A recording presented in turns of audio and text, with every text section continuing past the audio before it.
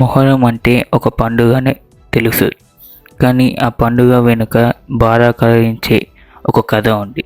ఆ కథ ఏందో మనలో చాలా మందికి తెలియదు. అసలు మొహరం ఎందుకు జరుపుకుంటారు? అసలు ఇది పండుగనే కాదని కొంతమంది ముస్లింలు ఎందుకు అంటున్నారు? మొహరాన్ని పీర్ల పండుగగా భావించే గ్రామ ప్రజలు ఎలాంటి ఆచార్యాలతో ఇది జరుపుకుంటారు? ఇక ఈ మొహరం గురించున్న ఎన్నో విభిన్న విషయాల్ని ఈ వీడియోలో మాట్లాడబోతున్నాను. ఈ వీడియో మీరు చివరి వరకు ఇంటందుకు మీ యొక్క టైం కేటాయించండి. అలాగే ఇలాంటి వీడియోలు ఎన్నెన్నో మన ఛానల్లో మీరు షేర్, లైక్ అండ్ సబ్స్క్రైబ్ చేయండి మన ఛానల్. ఇప్పుడు లేట్ చేయకుండా మనం టాపిక్లోకి వెళ్ళిపోదాం. ఎవరి ఉద్దేశాలు వాళ్ళే. ఖచ్చితంగా ఇలాగనే ఉంటుంది, ఇలాగనే జరుపుకోవాలని నేను చెప్పట్లేను. ఒక్కొక్కరు ఒక్కొక్క పద్ధతిలో మొహరం జరుపుకుంటారు. ఎవరు ఎలా మొహరం జరుపుకుంటారో మాకు దొరికిన ఇన్ఫర్మేషన్ బట్టి మేము ఈ వీడియో రెడీ చేసాము. మీకు ఏదైనా తప్పుగా అనిపిస్తే లేదా మీకు ఎలా జరుపుకుంటారో లేదా తెలిసి ఉంటే కామెంట్లో మాకు తెలియజేయండి. మాతో పాటు మన సబ్స్క్రైబర్స్ మిత్రులందరికీ తెలుస్తుంది. ఇప్పుడు అసలు టాపిక్ 14th సెంచరీలో జరిగిన త్యాగానికి గుర్తుగా మొహరంని జరుపుకుంటారు. నిజానికి మొహరం అనేది ఒక పండుగ కాదు, త్యాగానికి ప్రతీక. ముస్లిం మతాల్లో ఉన్న సున్నీలు, షియాలు రెండు తెగ వాళ్ళు వేరువేరుగా మొహరంని ఒక తెగ వాళ్ళు ఒక్కొక్క విధంగా జరుపుతారు. మొహరం జరిగే 10 రోజులు విశేష దినాలే గాని పర్వదినాలు కాదు. మొహరాన్ని ఒక పండుగ లేకుండా ఒక వర్ధంతిలా జరుపుకుంటారు. కొంతమంది ముస్లింని సంతాప దినాల్లాగా భావించి వాళ్ళ కుటుంబాన్ని నల్లబట్టలు వేసుకొని ధర్మయుద్ధం చేసిన చనిపోయిన వాళ్ళకి వీరులను తలుచుకొని బాధపడుతూ గుండెలు బారుకుంటూ సంతాపం తెలియజేస్తారు. దాన్నే మాత్రం అని అంటారు. అంతేకాకుండా ఈ నెలంతా వాళ్ళ కుటుంబంలో ఎలాంటి వివాహ శుభకార్యాలు జరపరు, ఎలాంటి కొత్త వస్తువులు కొనరు. కొంతమంది ఈ నెల అంతా మాంసాన్ని కూడా ముట్టరు. కొంతమంది ఈ నెల అరబిక్ క్యాలెండర్లు ఉన్న 12 మాసాల్లో 4 మాసాలు ప్రత్యేకమైనది. అవేంటి అంటే నెంబర్ 1 డూ ఆల్ కదా, number 2 దుల్ ఇజ్జా, number 3 Muharram, number 4 Rajab. ఒకప్పుడు ప్రాచీన కాలంలో అరబులు, అరేబియన్లో యోధులు, క్రైస్తులతో సహా అందరూ కూడా ఈ అరబిక్ క్యాలెండర్నే వాడేవాళ్ళు. అరబిక్ క్యాలెండర్ ప్రకారం మొహరం అనేది మొదటి నెల. రంజాన్ తర్వాత వచ్చే పవిత్రమైన మాసంలా మొహరంని భావిస్తారు. ఎంతో పవిత్రంగా భావించే రంజాన్ ఉపవాస తర్వాత వచ్చే మొహరం ఉపవాసాలు పవిత్రమైన చెప్పుకుంటారు. మొహరంలో ఇక 10వ తేదీని అషురద్దీన్ అంటారు. ఆ రోజు ఉపవాసం చేసి అన్ని బాధలు పాపాలు పోతాయని ఎంతో మంది నమ్ముతారు. ఇప్పుడు మొహరం పండుగ జరుపుకోనికి వెనుక ఉన్న అసలైన కథ చూద్దాం. మహానప్రభు ఏం చెప్పారంటే, ప్రజలు వాళ్ళకున్న ప్రజాస్వామ్యం ఉపయోగించుకొని ప్రజలు నచ్చిన విధంగా ప్రతినిధుల్ని అంటే ఖలీఫాని ఎన్నుకోవాలి. హజ్రత్ అబూ బక్ర్ సిద్దిక్, హజ్రత్ ఉమర్, హజ్రత్ అలీ, హజ్రత్ ఉస్మాన్ ప్రతినిధులు అందరూ ప్రజాస్వామ్యాన్ని ఎన్నుకున్న ఖలీఫాలే. ఇక హజ్రత్ అలీ తర్వాత ఇమామ్ హసన్ ని ప్రజలు ఎన్నుకున్నారు. ఇది జరిగిన తర్వాత అప్పట్లో సిరియా ప్రాంతంలో గవర్నర్ గా ఉన్న మావియా అనే వ్యక్తి ఎలా అయినా ఇమామ్ హసన్ ని అధికారం నుంచి తప్పించి తానే ప్రతినిధి కావాలి అని అనుకున్నాడు. అదే కుట్రతో ఇమామ్ హసన్ యుద్ధం ప్రకటించాలని అనుకున్నాడు.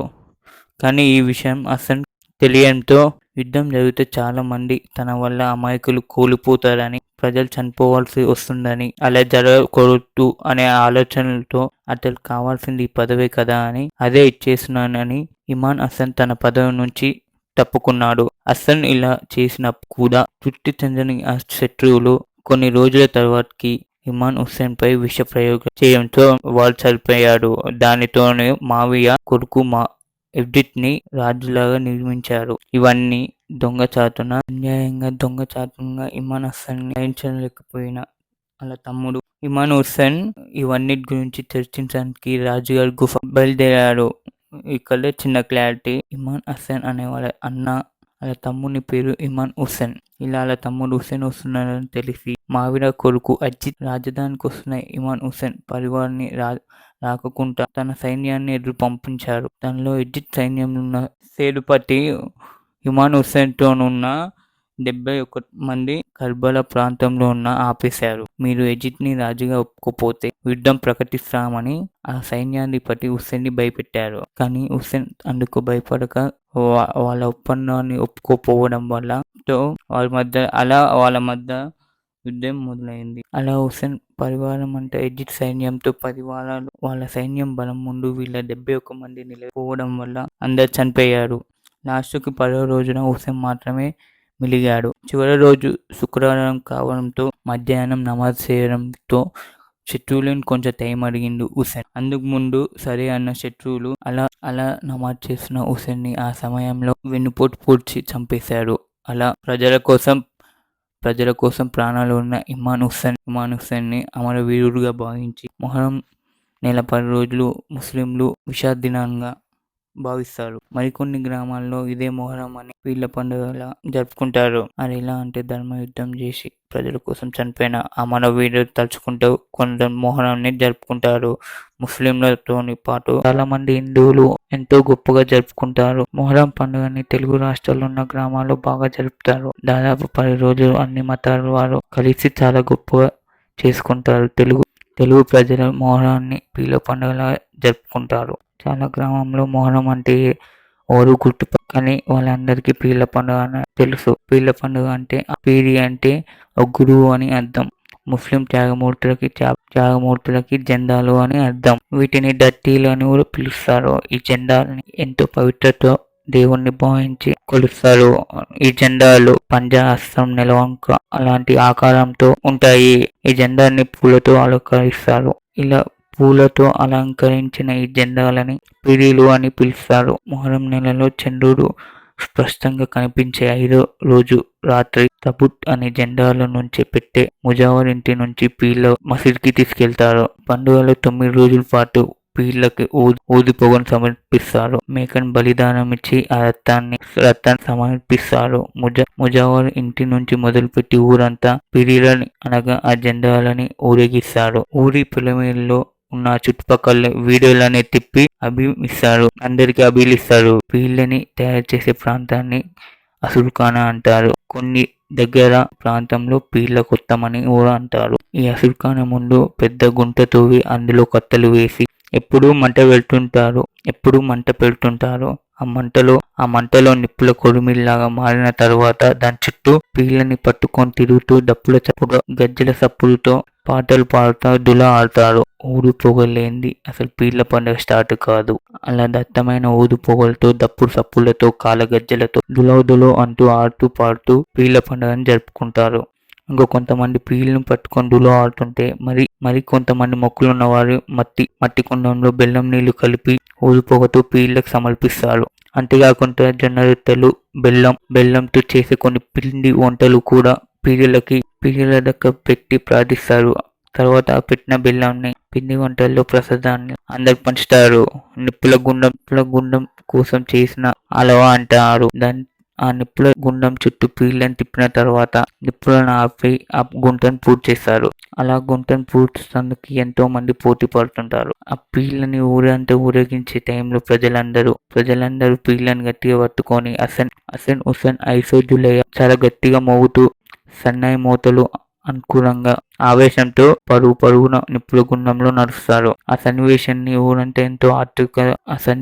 ఊరంతా ఎంతో మంది చూశారు. వీరులైన హసన్ హుస్సేన్లతో పాటు అదే యుద్ధంలో అమరవీరులైన మరికొంతమంది కూడా జోహార్లని అనిపిస్తారు.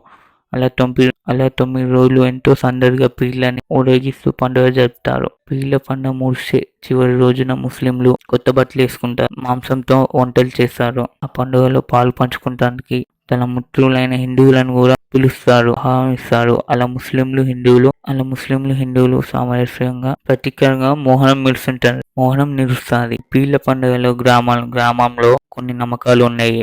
ఈ పండుగలో ఉన్న ముఖ్య ఘట్టం దయ్యాన్ని వదిలించడం. అలా దయ్యాన్ని వదిలేసే సన్నివేశాలు చూడడానికి చాలా మంది వచ్చి ఎంతో ఆసక్తిగా చూస్తారు. అయితే ఈ పీర్ల పండుగలో పీర్లని ఊరేగించే టైంలో కొందరి ఒంటి మీదకి దేవుడు వస్తారు. చాలా మంది నమ్ముతారు. పిల్లలు లేని దంపతులని తడిబట్టిల్లో నుంచొని దేవుడు వచ్చే వాళ్ళతో నుంచొని కుర్రలతో దెబ్బలు తిని కొంగులో పీరీలున్న పువ్వులని దులుపుతారు. అలా కొంగులో పడ్డ పువ్వులని ఇంటికి తీసుకెళ్తారు. పిల్లలు లేని వారికి పిల్లలు పుడతారని నమ్ముతారు. పీర్ల పండుగ 10వ రోజున పీరుకున్న జెండాలో అందుకు వాడిన వస్తువులను అన్నిటినీ భద్రపరిచి మళ్ళీ వచ్చే మొహరం మొహరం నెల వరకు ముజరం దగ్గర దాచిపెడతారు. ఆ తర్వాత పీర్లకు వారిన దట్టీలని బావిలో పడేసి ఉర్దూలో పాడే సోఫరాగం చాలా బారకగా ఉంటుంది. పీర్లను మోయనీకి చాలా మంది పోటీ పడతారు. ఇంత బాగా ఈ పండుగను జరుపుతారు కాబట్టి ఉద్యోగాలు చేసుకుంటూ సిటీలో ఉన్న వాళ్ళు కూడా మొహరం పండుగ వస్తుందంటే చాలు